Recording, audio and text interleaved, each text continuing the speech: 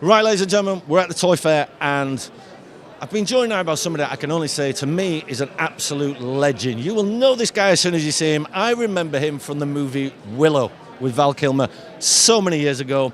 I know all the other films that he's been involved in as well. You know him as Mr. Warwick Davis.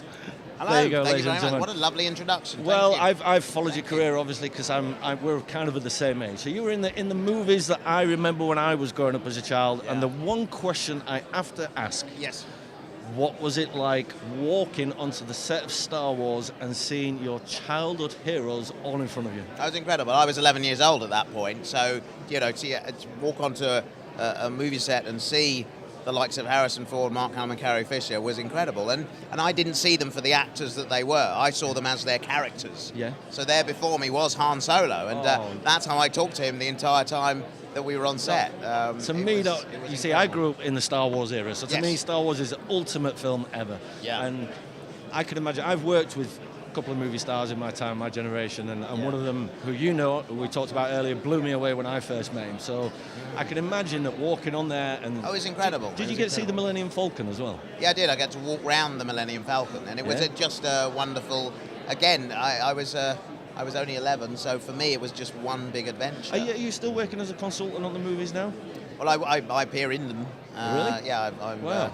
I've appeared in most of the recent ones now, and it's been a lot of fun returning to that galaxy far, far away. Oh, fantastic. Yeah, Tell me, what was Val Kilmer like as well? He's good. I mean, I think he's a bit misunderstood. He's got quite a kind of strange sense of humour, and I don't think people always understand that. And but if you get that, he's just a really genuine, nice guy, and I had fun working with him. And massive actor of the 80s when I grew up. Yeah, absolutely. I mean, I remember him from Willow and Real Genius and things like that, and he always came across as absolutely brilliant. He's a heartthrob, he kind of disappeared off the set. He was at the time, was a massive he's still working. I mean, but it's less up in that kind of top A-list category now. Right. But you never know. I mean, this business, you're kind of said to be only as good as your last project, you know. Well, you actually seem to have been on the screen for so many years. How it's very difficult to explain, and I'm sure you're going to say that you feel very lucky that you've actually managed to do that. I do. I don't know how it happens. I mean, I get asked to do a wide range of different stuff. I mean, from doing movies, how do you end up presenting a daytime quiz show on ITV? I don't know how that transition occurs, but it offers me new challenges all the time, and that's what keeps me coming back for more, because you can get very comfortable otherwise in your profession. You always need stuff to challenge you and push you. So the presenting work that I now end up doing more and more is always challenging for me, because it's not what I was trained in, and I'm learning as I go along. So how is the transition when you go from a Star Wars movie to your daytime show? How's that feel? Well, it's very different, but it's lovely to do both things. Going back on Star Wars, I know so many people there now. It feels like a big family, and I feel very much at home being part of that. And it's such a pleasure just to bring those films to the screen for the fans who've been so loyal all over, all these years. But doing something like a quiz show or presenting a TV show, there's an energy to that. It's much quicker pace, and there's an immediacy, because more often than not, if it's not live, it's on just a few weeks after you've done it. So there's more immediacy in what you're doing, and they're both very different, but I do still enjoy both, and it's lovely that I haven't forgotten that I'm an actor, and I still do that as well. You know what I mean? I still am an actor at the end of the day. Right, okay. Yeah. Before we talk about what you're here for today, I have one question. Okay. It's toy related. Oh, good. Do you remember the first toy that you were ever jealous of seeing somebody else have? Wow. That's a great question. It's a great question. I think it was...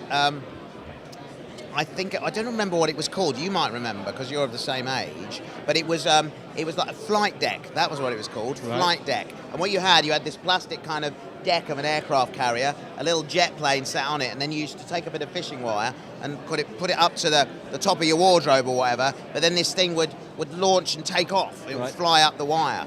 And my friend had one of these, and I didn't. And I was very, very envious of his. Right. But then when I ultimately did get one, I was a bit disappointed, because it never looked quite as good as it did on the advert on the telly, and the fishing wire got all tangled up, and it didn't work in the end. So it's amazing that you see kids with other things, you want it, and then as soon as you get it, you don't want it anymore. No, it was the novelty, the kind of. I think the anticipation of having something is often better than the actual having of it. Definitely. But that's not the case with the Tenable board game, though. Nope. Tell us all about this. The anticipation is actually less good than the actual having of it. You need to get your hands on one of these. I'm only just exploring it for myself, but the box is I think that's very attractive. It's only attractive because of this. It's only attractive because you're on it. Well, I think so. I mean, it's a lovely logo, nonetheless. But that's where the money is, right there. That model that they got to be on there is amazing. Look at this, and then we read on the back. Based on ITV's top 10 quiz Tenable, the board game brings you fun and challenging adaptation of the TV show, feature questions and gameplay that will make you feel like you're taking part in the studio. That's brilliant. But you don't have me there with you, but you can imagine me there. If you like, or I'll phone you while you're playing it and I'll read the questions to you. Right, we've got that. It's a legal binding contract. Warwick will phone you while you're playing the game now. I think there's a bit missing here because I think this is supposed to slot into something. I think so, yeah. Well, why is it not here? Because we rushed to set this up because you were.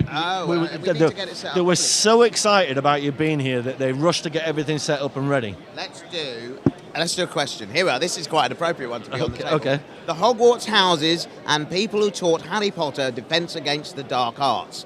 So there's 10 of them.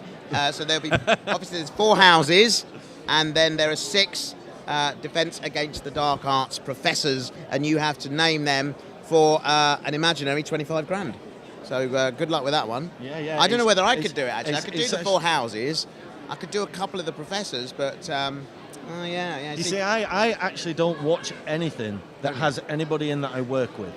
Right. So that kind of it immediately alleviates that either being starstruck or just talking about what you've. So like for you being an actor, for me to sit here, I can only talk to you about what you've done. Okay. So I never watch anything that I know somebody in, and. But I have been in Harry Potter, you see. So I know you have. But I know somebody else that was in Harry Potter that was related to the character that you were playing too. Indeed. But we're going to keep that a secret. If you know, you know. If you don't know, then you need to go and find out what happened there. But I know because I got told. So. Very good. So we know that you're busy. You have so many people that are waiting here to see you. The Toy Fair. I do feel like a big kid. It's so fun. Yeah. You know, obviously I'm very loyal to be sitting here, but I want to go explore the rest of the Toy Fair as well at some point. I could just sit here and talk to you all day, and we could just forget all these people, but I think I'd get beaten up if I did that. So, pleasure talking to you. Thank you. So, ladies and gentlemen, the legend that is Mr. Warwick Davis. Thank you. Thank you, sir. Appreciate it. Thank you Cheers. very much. So. Thank you.